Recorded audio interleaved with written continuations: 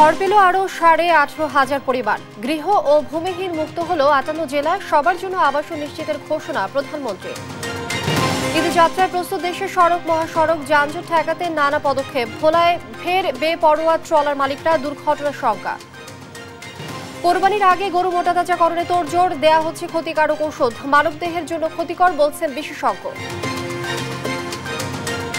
খুলনার আতঙ্ক শাহাবুদ্দিন লস্করধীরা। সাংবাদিক হত্যার পরও রয়েছেন ধরাছোঁয়ার বাইরে। 21 আগস্ট হামলায় জড়িত থাকার অভিযোগ। এবং জাতিসংঘ নিরাপত্তা পরিষদে 14-1 ভোটে গাজায় যুদ্ধবিরতি প্রস্তাব পাস। স্বাগত জানিয়েছে হামাস, মন্তব্য করেনি ইসরায়েল। দেখছিলেন শিরোনাম সংবাদ দুপুরের সঙ্গে আছি আমি লিনিয়া ফ্রজ। এবার বিস্তারিত। শতভাগ ভূমিহীন গৃহহীন মুক্ত দেশ গড়ার লক্ষ্যে 18,500-এর বেশি পরিবারকে জমি ও ঘর হস্তান্তর করলেন প্রধানমন্ত্রী শেখ হাসিনা। গণভবন থেকে ভিডিও কনফারেন্সের মাধ্যমে আশ্রয়ণ প্রকল্প 2-এর পঞ্চম পর্যায়ের দ্বিতীয় ধাপে জমি ও ঘর হস্তান্তর করেন প্রধানমন্ত্রী। এ পর্যন্ত 43,39,520 জনকে পুনর্বাসিত হয়েছে। এর মধ্য দিয়ে দেশের 58টি জেলা শতভাগ ভূমিহীন গৃহহীন মুক্ত হল। 1997 সাল থেকে শুরু হওয়া আশ্রয়ণ প্রকল্প ঘর বাঁধার স্বপ্ন দেখায় লাখো ভূমিহীন গৃহহীন মানুষকে।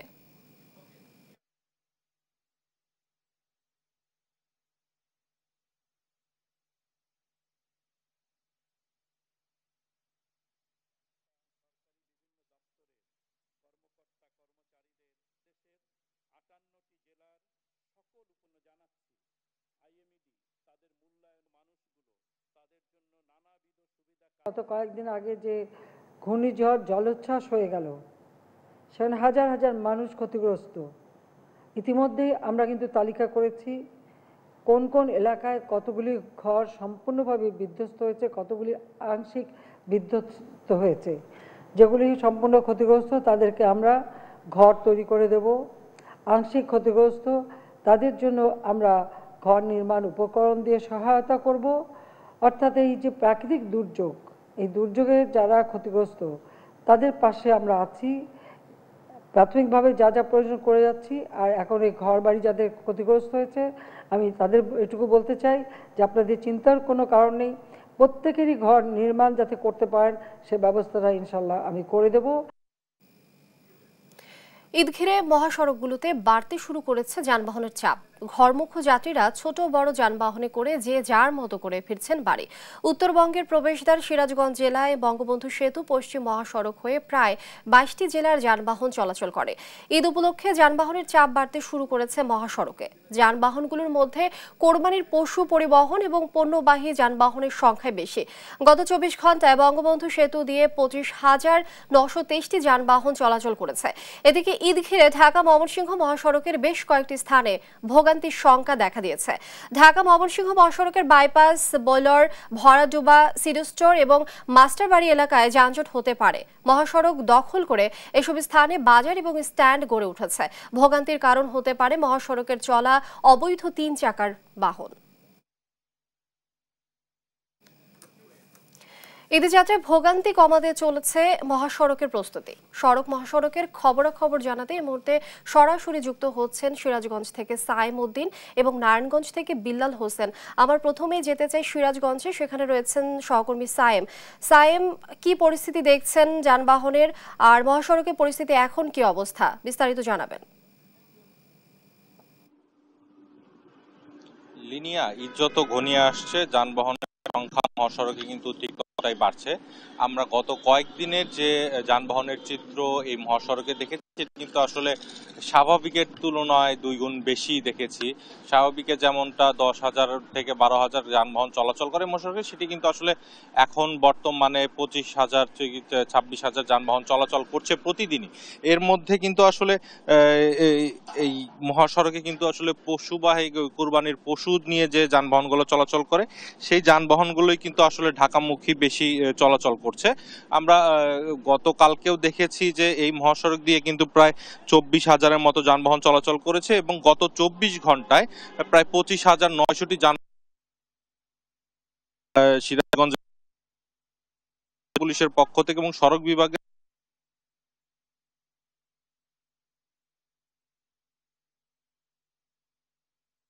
পারে সেজন্য আসলে সকল প্রস্তুতি সম্পন্ন করা হয়েছে। এছাড়াও তারা যে ঝুঁকিপূর্ণ স্থানগুলো রয়েছে, যে ঝুঁকিপূর্ণ স্থানগুলোতে যানজটের কারণ হতে পারে, সেই জায়গাগুলো কিন্তু আসলে চিহ্নিত করা হয়েছে এবং সেই জায়গাগুলোতে অতিরিক্ত ট্রাফিক পুলিশ এবং হাইওয়ে পুলিশের সদস্য মোতায়েন থাকার কথাও কিন্তু সড়ক বিভাগ এবং পুলিশ সুপার আমাদের জানিয়েছেন। আমরা এখন যে জায়গাটিতে দাঁড়িয়ে আছি সেটি আসলে ঝাউল ওভারব্রিজ এলাকা। এই এলাকাটি মূলত 1 কিলোমিটার এলাকা, মূলত এক লেনে যানবাহন চলাচল করে, যে কারণে এটি আসলে অত্যন্ত ঝুঁকিপূর্ণ স্থান হিসেবে তারা চিহ্নিত করেছেন। কারণ প্রত্যেকটি রাস্তায় কিন্তু এই সিরাজগঞ্জ শুধু এই একমাত্র এই এলাকাটি আসলে মূলত এক লেনে যানবাহন চলাচল করে, যে কারণে আসলে এই জায়গাটিকে ঝুঁকিপূর্ণ বলা। তারা ঝুঁকিপূর্ণ স্থানগুলোতে অতিরিক্ত সদস্য মোতায়েন রাখবেন এবং এছাড়াও কিন্তু মোতায়েন থাকবে এবং দুর্ঘটনা এবং অন্যান্য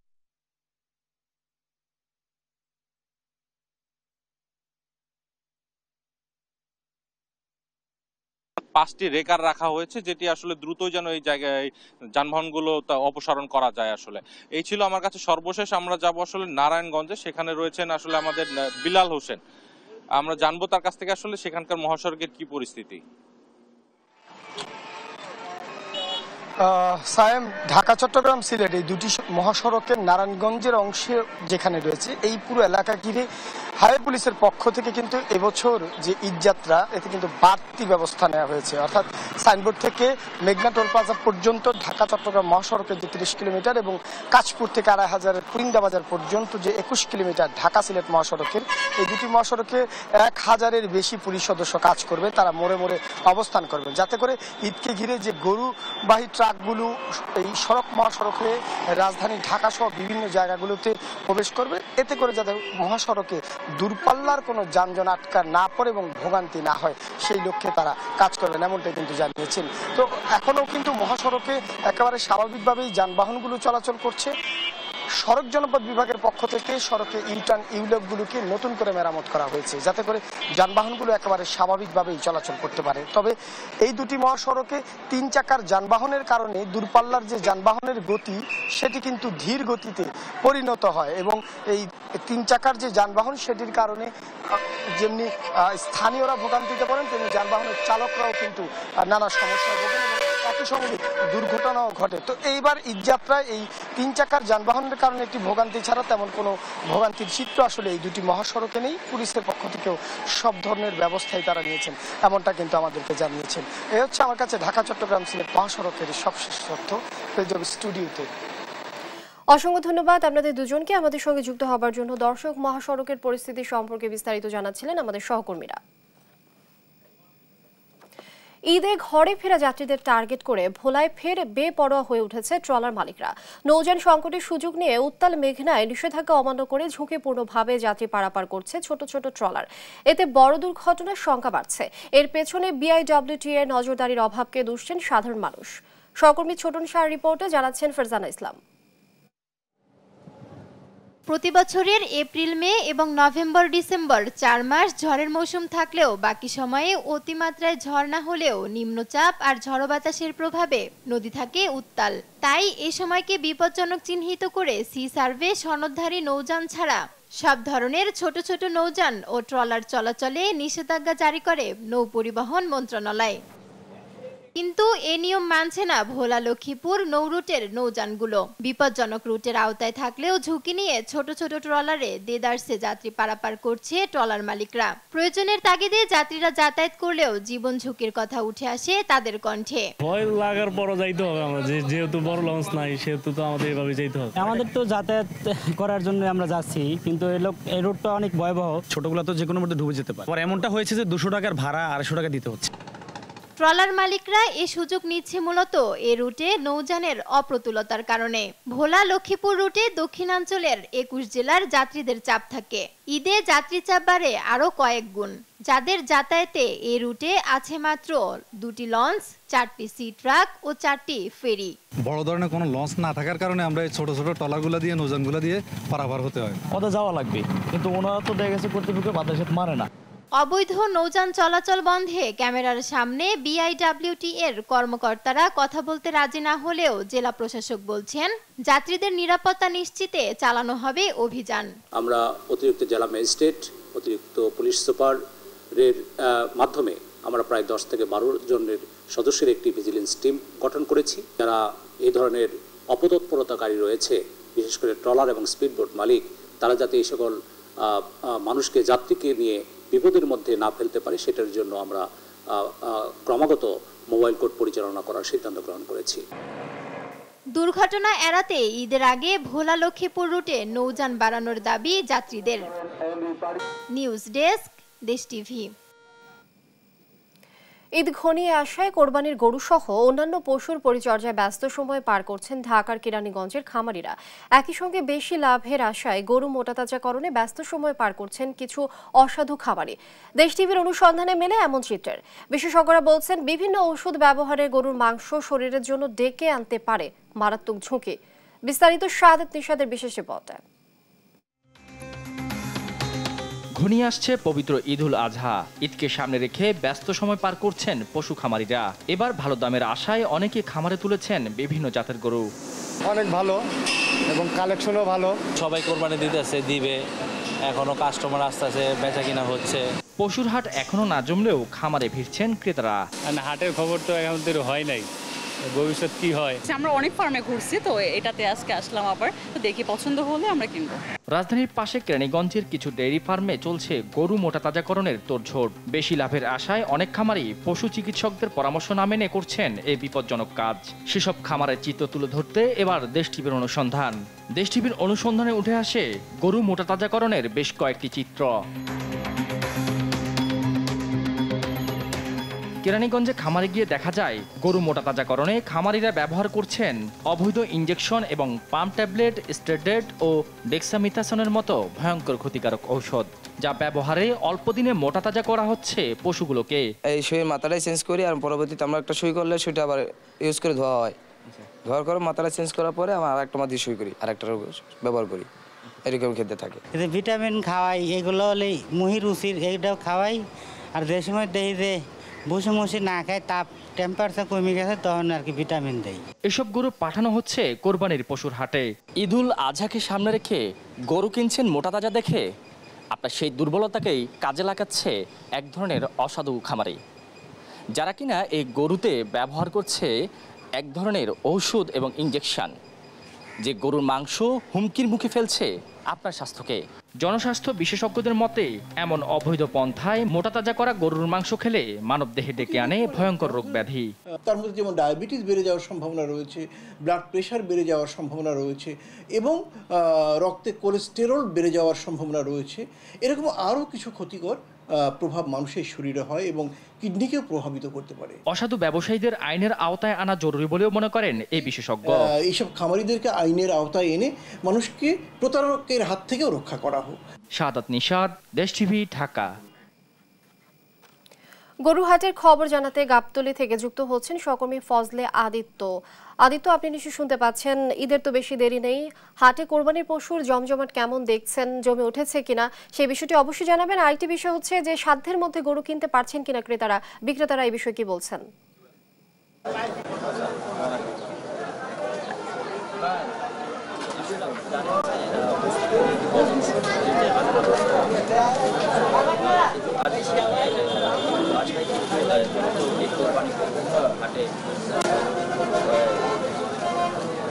আপনারা জানতে পারেন যে কোরবানির যে আনুষ্ঠানিক 13 তারিখ থেকে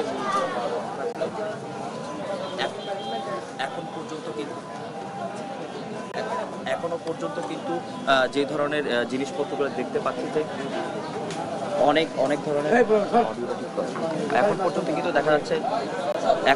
কিন্তু দেখা যাচ্ছে যে আনুষ্ঠানিক যে হাট কার্যক্রম সেটি কিন্তু এখন পর্যন্ত 13 তারিখ থেকে শুরু হওয়ার কথা থাকলেও কিন্তু আজ 11 তারিখ থেকে কিন্তু উৎসব থেকে শুরু করে বিদ্যুৎ তারা কিন্তু হাটে কিন্তু বরাবর আসছেন এবং এখন পর্যন্ত যেটা আমরা দেখতে পেয়েছি হাটের যে ব্যবস্থাপনা সেই ব্যবস্থাপনা কিন্তু বেশ জোরদারও বলা চলে। এখন এখানে কিন্তু আমরা ইতিমধ্যে কিছু উৎসবজনক ভিড় দেখতে পাচ্ছি বিভিন্ন গরু কেন্দ্র করে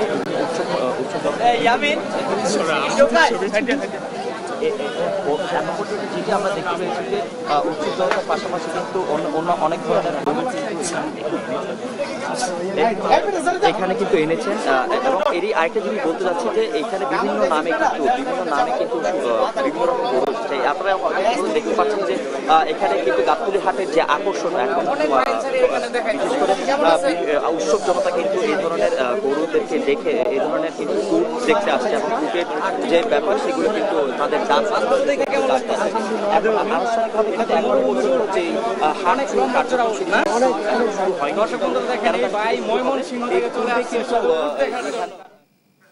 আদিত্য, আপনি যুক্ত থাকুন, আমরা পরবর্তীতে আবারও যুক্ত হব আপনার সঙ্গে। এবার কোরবানি ঈদে ময়মনসিংহের হাট মাতাবে লালু মাস্তান ও কালো মানিক। গত 4 বছর ধরে ষাঁড় দুটিকে লালন পালন করছেন এক কৃষক। প্রাকৃতিক খাবার খাইয়ে বড় করা লালু মাস্তানের দাম হাঁকা হচ্ছে 12 লাখ টাকা আর কালো মানিকের দাম চাওয়া হচ্ছে 10 লাখ টাকা। প্রতিদিন গরু দুটি দেখতে ভিড় করছেন মানুষ। সহকর্মী ইলিয়াস আহমেদের পাঠানো তথ্যচিত্রে ডেস্ক রিপোর্ট। 2020 সালে ময়মনসিংহের হালুয়াঘাটের খামারি তোফায়েল আলম লালন পালন শুরু করেন দুটি ষাঁড়। একটির নাম দিয়েছেন লালু মাস্তান ও অন্যটির নাম কালো মানিক। প্রাকৃতিক খাবার, খড়, ভুসি, ঘাস এবং ফলমূল খাইয়ে ষাঁড় দুটি এখন বিক্রির উপযোগী। ষাঁড় দুটির পেছনে প্রতিদিন ব্যয় হচ্ছে প্রায় 2 থেকে 2,500 টাকা। কোরবানি ঘিরে শাহিওয়াল জাতের 34 মণ ওজনের অশান্ত লালু মাস্তানের দাম হাঁকা হচ্ছে 12 লাখ টাকা আর শান্তশিষ্ট হোলেস্টিয়ান ফ্রিজিয়ান জাতের 32 মণ ওজনের কালো মানিকের মূল্য চাওয়া হচ্ছে 10 লাখ টাকা। এটা আমি দেশীয় খাবার খাওয়াইছি, মানে ঘাস, ভুট্টা, প্রাকৃতিক খাবারগুলো খাওয়াইছি, খুব যত্ন সহকারে পালছি। তোফায়েল আলমের পাশাপাশি ষাঁড় দুটির যত্নে শ্রম দিয়ে যাচ্ছেন পরিবারের লোকজন। ন্যায্য মূল্যে ষাঁড় দুটি বিক্রির প্রত্যাশা তাদের। 4 বছর ধরে গরুগুলা ফালতাছি যে আমার ভালো সন্তানের মতন মায়া বইয়া গেছে। এখন কোরবানিতে আসছে, আমার অনেক টাকা খরচ হয়েছে, আবার বিক্রি করতে হবে। এই বৃহত্তর ময়মনসিংহের মধ্যে আমাদের মনে হয় সবচেয়ে বড় গরু হবে। 2টা গরু অনেকদিন যাবত উনি কষ্টের সাথে লালন পালন করতেছে। আমরা চাই যে কর্তৃপক্ষ এটা একটা রিজনেবল প্রাইস দিয়ে ক্রয় করে নিয়ে যাবে। আকার আকৃতিতে বড় সুদর্শন ষাঁড় দুটিকে দেখতে তোফায়েলের বাড়িতে ভিড় করেছেন আশেপাশের মানুষজন। আজকে যে 30 মণ 34 মণ 2টা গরু হয়েছে, একটা লালু মাস্তান আর একটা কালো মানিক, এটা আমরা খুব আগ্রহ সহকারে এলাকার মানুষ দেখি। আমরা আশা করি যে আলম ভাইয়ের মানে যে সন্তানের মতন এই গরুটা লালন পালন করছে, আমরা চাই যে যথোপযুক্ত দাম পাক। লালু মাস্তান ও কালো মানিককে কিনলেই ক্রেতাদের ঈদের বিশেষ উপহার দেওয়ার ঘোষণা দিয়েছেন মালিক তোফায়েল। নিউজ ডেস্ক, দেশ টিভি। শিল্পনগরী খুলনার মূর্তিমান আতঙ্ক শাহাবুদ্দিন লস্কর ধীরা। সাংবাদিক হত্যা থেকে শুরু করে ব্যবসায়ী, রাজনৈতিক নেতা কেউই রক্ষা পায়নি তার হাত থেকে। 19 বছর আগে সাংবাদিক শেখ বেলাল উদ্দিন হত্যার অন্যতম আসামি। ক্ষমতাসীনদের সঙ্গে যোগ সাজস করে খালাস পেয়েছেন মামলা থেকে। শুধু তাই নয়, 21শে আগস্ট গ্রেনেড হামলার সঙ্গেও ধীরা জড়িত ছিল বলে অভিযোগ রয়েছে। খুলনা থেকে ফিরে বিস্তারিত জানাচ্ছেন মাইনুদ্দিন আরিফ। শাহাবুদ্দিন লস্কর ধীরা সাবেক শিবির ক্যাডার ও চরমপন্থী নেতা। সাক্ষাৎ আতঙ্কের নাম খুলনা সহ দক্ষিণবঙ্গের মানুষদের কাছে। এভাবে 2005 সালের 5 ফেব্রুয়ারি খুলনায় রিমোট কন্ট্রোল বোমা মেরে তৎকালীন প্রেস ক্লাবের সাবেক সহসভাপতি শেখ বেলাল উদ্দিনকে হত্যার চেষ্টা করে ধীরা। 5 দিন পর ঢাকার সিএমএইচে চিকিৎসাধীন অবস্থায় মৃত্যু হয় সাংবাদিক বেলালের। দেশজুড়ে চাঞ্চল্য সৃষ্টি করা এ হত্যার ঘটনায় ওই সময়ে খুলনা সদর থানার এসআই আমিনুল বাদী হয়ে 2টি মামলা করেন। পরে শাহাবুদ্দিন লস্কর ধীরা, রফিকুল ইসলাম ওরফে হাসান, ইকবাল হোসেন স্বাধীন, মেরাজুল ইসলাম মেরাজ, রিকশা চালক গদাই ইউনুসকে অভিযুক্ত করে আদালতে চার্জশিট দাখিল করে পুলিশ। মামলা থেকে বাঁচতে পরিচয় গোপন করে গোপনে ঢাকায় সিআইডি অফিসে তদবিরে আসে ধীরা। সেখান থেকে তাকে গ্রেপ্তার করে পল্টন থানা পুলিশ। আদালতের নথি ঘেঁটে দেখা যায় খুলনা দ্রুত বিচার আদালতে শুরু হয় এ মামলার বিচার কাজ। 2007 সালে 3 জনকে কারাদণ্ড দেওয়া হলেও যোগ সাজশ করে খালাস পান সন্ত্রাসী ধীরা। সন্তানের হত্যার ন্যায় বিচার চেয়ে 19 বছর ধরে বুকে পাথর বেঁধেছেন বেলালের 80 ঊর্ধ্ব মা। 18 বছর চলে গেছে, আমার সোনার টুকরা ছেলেরা এইভাবে মেরে ফেলা গেল। বিচার কার কাছে? আল্লাহর কাছে ছাড়া বাবা আমার কাছে বিচার চায় না। ধীরার হামলার শিকার খুলনা 2 আসনের সাবেক সংসদ সদস্য মিজানুর রহমান মিজানো। তাকেও বোমা মেরে একাধিকবার হত্যার চেষ্টা করে ধীরা। সঠিক তদন্ত করে যদি সরকার আবার এই ব্যবস্থা নেয় তাহলে এই সমস্ত অপরাধীরা পার পাবে না। তৎকালীন গণমাধ্যমের খবর, 20 বছর আগে বঙ্গবন্ধু এভিনিউয়ে আওয়ামী লীগের জনসভায় গ্রেনেড হামলার সঙ্গেও যুক্ত ছিল চরমপন্থী ধীরা। গোপালগঞ্জে 76 কেজি বোমা হামলার ঘটনার মূল নায়ক মুফতি হান্নানের সঙ্গে খুলনার ধীরার যোগাযোগ হয় এবং মুফতি হান্নান তারই আশ্রয়ে ছিলেন বেশ কিছুদিন। চরমপন্থী ও জঙ্গিবাদের বিরুদ্ধে সাংবাদিক শেখ বেলাল বেশ কিছু রিপোর্ট করেছিলেন, তাই তাকে হত্যার পরিকল্পনা করে জঙ্গিরা। খুলনা অঞ্চলের রাজনীতিবিদ ও সাংবাদিক নেতারা বলছেন ক্ষমতাসীনদের সঙ্গে যোগ সাজশেই মামলা থেকে খালাস পায় ধীরা। বেলাল হত্যা সহ খুলনা 6 সাংবাদিক হত্যা মামলার পূর্ণ তদন্ত চান তারা। সন্ত্রাসীর কবলে খুলনা নাই, সমস্ত মামলাগুলো এখন আবারও পুনঃ তদন্ত করে সমস্ত বিচারের আওতায় আনা উচিত বলে মনে করি। এই মামলায় অনেকেই খালাস পেয়েছে, আবার অনেকে যাবজ্জীবন। কিন্তু তাদের পরিবারের হোক বা সাংবাদিক মহল, তারা কিন্তু আসলে মনে করে যে প্রকৃত যারা হত্যাকারী তারা এই মামলার আওতায় আসে নাই এবং প্রকৃত হত্যার বিচারটা কিন্তু ওইভাবে হয়নি। খুলনার সাংবাদিকরা এমন প্রতিবাদ করেছেন যে বিচার চাই না, বিচার পাই না, তাই বিচার চাই না। তারা কলম ভাঙছে রাস্তার ভিতরে। আমি চাই প্রশাসন পুনরায় এটা তদন্ত করে যাতে একটা দৃষ্টান্ত স্থাপন করুক, যাতে এই সবগুলি মামলার বিচার হয়। শুধু বিএনপি নয়, ধীরার ঘনিষ্ঠ যোগাযোগ আছে ক্ষমতাসীন দলের নেতাদের সঙ্গেও। এজন্য হত্যা মামলায় ধরাছোঁয়ার বাইরে তিনি। বর্তমানে আছে কারাগারে। তার বিরুদ্ধে থানায় থানায় আছে 16টি জিডি আর 4টি মামলা। সাংবাদিক বেলাল হত্যা ও এমপি মিজানের হত্যা চেষ্টার মামলায় দ্রুত বিচারের দাবি ভুক্তভোগীদের। মাইনুদ্দিন আরিফ, দেশ টিভি, ঢাকা। সংবাদ দুপুরে আরো থাকছে। এবারে বাজেটেও গুরুত্ব পায়নি রংপুরে কৃষি খাত। বিশেষ বরাদ্দ না থাকায় হতাশ কৃষি সংশ্লিষ্টরা।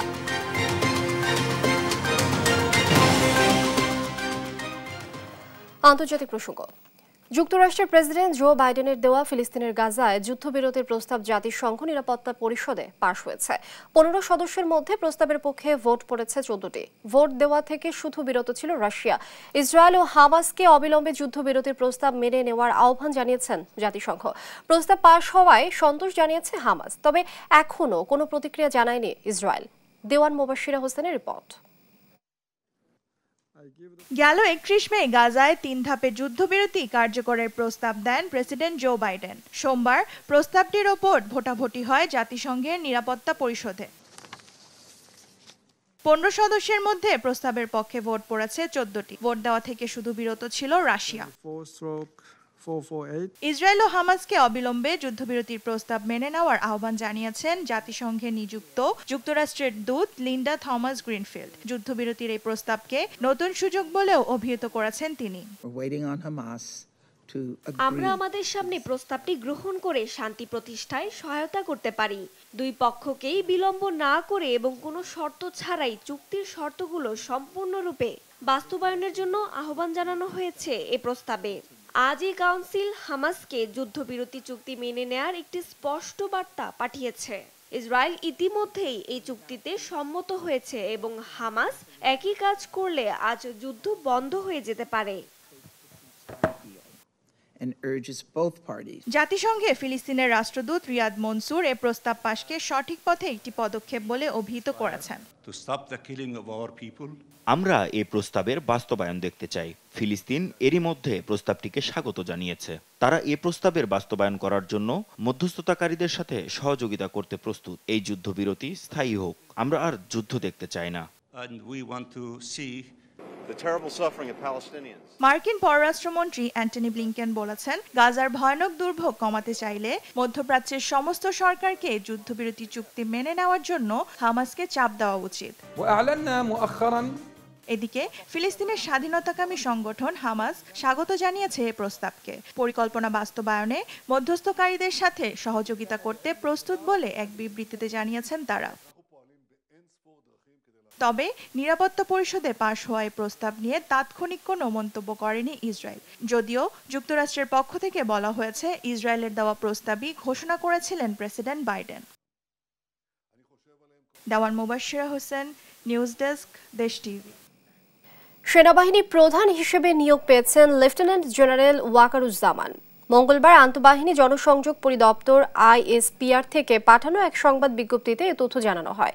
এতে বলা হয়, আগামী 23 জুন থেকে লেফটেন্যান্ট জেনারেল ওয়াকারুজ্জামানকে জেনারেল পদে পদোন্নতি দিয়ে 3 বছরের জন্য সেনাবাহিনী প্রধান নিয়োগ দেওয়া হয়েছে।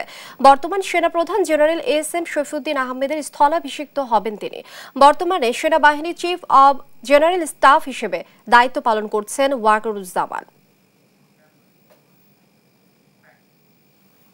আধিপত্য বিস্তার ও পূর্ব শত্রুতার জেরে নড়াইল জেলার নড়াগাতি থানার কলাবাড়িয়া এলাকার শেখ আনিসুর রহমান হত্যার ঘটনায় 13 আসামিকে গ্রেফতার করেছে র্যাব।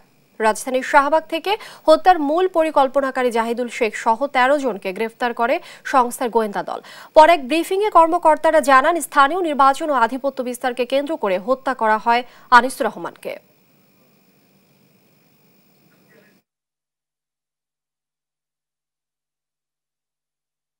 হত্যাকাণ্ডের মূল পরিকল্পনাকারী জাহিদুল শেখ সহ মোট 13 জনকে শাহবাগের বিভিন্ন স্থান থেকে গ্রেফতার করতে সক্ষম হয়। গ্রেফতারকৃতরা সকলেই নড়াইলের বাসিন্দা। কলাবাড়িয়া ইউনিয়ন পরিষদ, এই ইউনিয়ন পরিষদের 2 নম্বর ওয়ার্ডের 3 বারের নির্বাচিত ইউপি সদস্য এবং তার সাথে এই হত্যাকাণ্ডের 7 নম্বর আসামি, যার নামে 7 নম্বর আসামি জুলফিকার, তার রাজনৈতিক দ্বন্দ্ব ছিল। মূলত নির্বাচনে তিনিও একজন প্রতিদ্বন্দ্বী ছিলেন, কিন্তু কোনো বাড়ি তিনি জিততে পারতেন না। ওসিকুর এবং জাহিদুলের শরণাপন্ন হয়ে তিনি এই ভিকটিম যিনি আনিসুর রহমান, তাকে সরিয়ে দেওয়ার ব্যাপারে তাদেরকে কনভিন্স করেন। কেননা এই ভিকটিম আনিসুর রহমান তার এলাকায় আধিপত্য থাকার কারণে তার ভাই সোহেল শেখ তিনি বারবার নির্বাচিত হচ্ছিলেন। সংবাদ দুপুরে আরো যা থাকছে। হারের পর আম্পায়ারিং নিয়ে ক্ষোভ ঝাড়লেন হৃদয়। বিশ্বকাপে টিকে থাকতে আজ জিততেই হবে পাকিস্তানকে।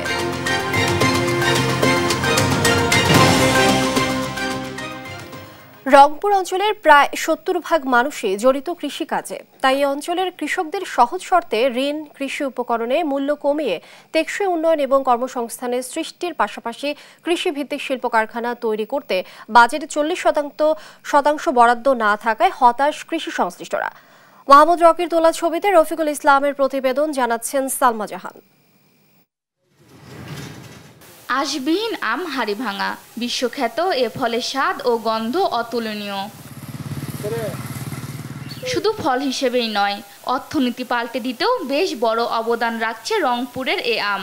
এরই মধ্যে তৈরি হয়েছে হাজারো পরিবারের সচ্ছলতার গল্প। অর্থনীতিতে যুক্ত হচ্ছে শত শত কোটি টাকা। ধান উৎপাদন করেও দেশের অন্য অঞ্চলের খাদ্য ঘাটতি মেটাচ্ছে এ জেলা। শুধু আম, ধান, আলুই নয়, এখানকার উৎপাদিত ফল ফসল দেশের গণ্ডি পেরিয়ে বিদেশেও রপ্তানি হচ্ছে। কিন্তু বরাবরের মতো এবারেও বাজেটে কম গুরুত্ব পেয়েছে কৃষিখাত। বৈষম্য বাড়ছে কৃষি উপকরণ নিয়ে। এবারে যে ধানের দাম যে হিসেবে খরচ, সেই হিসেবে তো মনে কর খরচের পয়সা উঠতেছে না। কৃষকের লোন চাই, লোন দেয় না। ধানের দাম, কামলার দাম এবং আমার খরচ বেশি, পোষায় না। নিজেরাই যদি আলুটা নিজেরাই বাজারজাত করে রাখতে পারতাম তাহলে আমরা লাভবান হতে পারতাম। যেহেতু আমরা নিজেরা রাখতে পারি নাই, তাহলে আমরা কিভাবে লাভবান হব? জেলার বার্ষিক খাদ্য চাহিদা 57 লাখ মেট্রিক টনের বেশি হলেও বার্ষিক উৎপাদন মাত্র 11 লাখ মেট্রিক টন। এরপরও রংপুর জেলা থেকে অন্যান্য জেলায় খাদ্যের যোগান দেওয়া হচ্ছে 0.45%। কৃষক নেতারা বলছেন বাংলাদেশ কৃষি নির্ভরশীল দেশ, কিন্তু প্রত্যাশার এ বাজেটে কৃষকদের নিয়ে আলাদা কোনো ভাবনা নেই। উত্তরবঙ্গ একটা দরিদ্র পীড়িত অঞ্চল। এই অঞ্চলে কর্মসংস্থান সৃষ্টির জন্য কৃষিভিত্তিক কলকারখানা নির্মাণ এবং সবজি সংরক্ষণের জন্য হিমাগার গড়ে তোলার ব্যাপারে এবারে বাজেটে বিশেষ বরাদ্দ থাকবে। এই যে গুরুত্বপূর্ণ যে দাবি, সেই দাবিকেও কিন্তু এবারে বাজেটে উপেক্ষা করা হয়েছে। আক্ষেপ রয়েছে নাগরিক সমাজের প্রতিনিধিদেরও। রংপুর অঞ্চল থেকে কয়লা যাচ্ছে, রংপুর অঞ্চল থেকে বিদ্যুৎ যাচ্ছে, রংপুর অঞ্চল থেকে কঠিন শিলা যাচ্ছে, এখান থেকে চুনা পাথর যাচ্ছে। তাহলে জাতীয় অর্থনীতিতে কিন্তু আমার গুরুত্ব কম না। সুতরাং রংপুর অঞ্চলের যে উন্নয়নের কথা আমরা বলছি, সেই উন্নয়নটা কোন ধরনের উন্নয়ন দরকার? কর্মসংস্থান সৃষ্টির জন্য প্রস্তাবিত বিশেষ অর্থনৈতিক জোন স্থাপন, নর্থ বেঙ্গল ডেভেলপমেন্ট মিনিস্ট্রি গঠন, তিস্তা মহাপরিকল্পনা বাস্তবায়ন এবং আলাদা বাজেট বরাদ্দ রেখে দ্রুত মেগা প্রকল্প বাস্তবায়নের দাবি অর্থনীতিবিদদের। নিউজ ডেস্ক, দেশ টিভি। অচেনা অজানা দূর দূরান্তের পথিকদের জন্য নীলফামারীর এক ব্যক্তি নির্মাণ করেছেন একটি ব্যতিক্রমধর্মী মুসাফিরখানা। একজন অতিথি যতদিন ইচ্ছে থাকতে পারেন এই মুসাফিরখানায়। এখানে থাকার পাশাপাশি বিনামূল্যে পান খাবার সুবিধা। সহকর্মী রাশিদুল ইসলামের পাঠানো তথ্যচিত্রে বিস্তারিত জানাচ্ছেন দেবাশ্রী বড়ুয়া। নীলফামারীর ডিমলা উপজেলার দক্ষিণ বালাপাড়া গ্রাম। মুসাফির আতিথেয়তায় এখানে আছে ছিমছাম একটি বাড়ি। আধুনিক না হলেও প্রয়োজনীয় সবকিছুরই ব্যবস্থা আছে। বাড়ির বাইরে আছে ইবাদতখানা। বিনা পয়সায় থাকার পাশাপাশি অতিথির জন্য খাবারের ব্যবস্থাও রাখা আছে। 2010 সালে আব্বাস উদ্দিন সরকার মুসাফিরখানাটি তৈরি করেন। 6 বছর পর মারা যান তিনি। তবে মৃত্যুর আগে মুসাফিরখানাটি পরিচালনার ভার সন্তানদের উপর দিয়ে যান তিনি। এরপর থেকেই আব্বাস উদ্দিনের সন্তানেরা দেখভাল করছেন এটি। খায় বেড়ায়, পার্টি করছিল পুরো পার্টির লোক আইসে খায় দেয় বেড়ায় আছে খায়া দেয়। এখানে তো ওই যে কয় বছর করতে করতে বুড়া হঠাৎ করে মারা গেল। মারা যাওয়ার পরে এলা ব্যক্তি উদ্যোগে চললেও মুসাফিরখানাটি পরিচালনায় সহযোগিতার হাত বাড়াতে পারবেন যে কেউ। দেশে বিদেশে মনে করো ভারত বাংলা বিভিন্ন জায়গায় ঘুরছে। ঘোরার পরেই অনেক জায়গায় না খাইয়া ছিল, রাতে থাকার কষ্ট। এই মর্মে উনি চিন্তা করলো যে আমি একটা মানুষ থাকতে যে কষ্ট হয় তার জন্য একটা বিশ্রামালয় দেব এবং খাওয়া থাকার জন্য সুব্যবস্থা। যারা অতিথি আসে তাদেরকে আমরা ওই খাওয়া দেই। এখানে যদি কেউ সহযোগিতা আমাদের করতে চায়, সরকারি ভাবে হোক আর বেসরকারি ভাবে হোক, আমরা সেটাকে সাধুবাদ জানাবো। মাস জুড়েই মুসাফিরখানায় অতিথির আনাগোনা থাকে। আব্বাস উদ্দিনের এই মহতি উদ্যোগ ধরে রাখতে চান তার সন্তানেরা। নিউজ ডেস্ক, দেশ টিভি।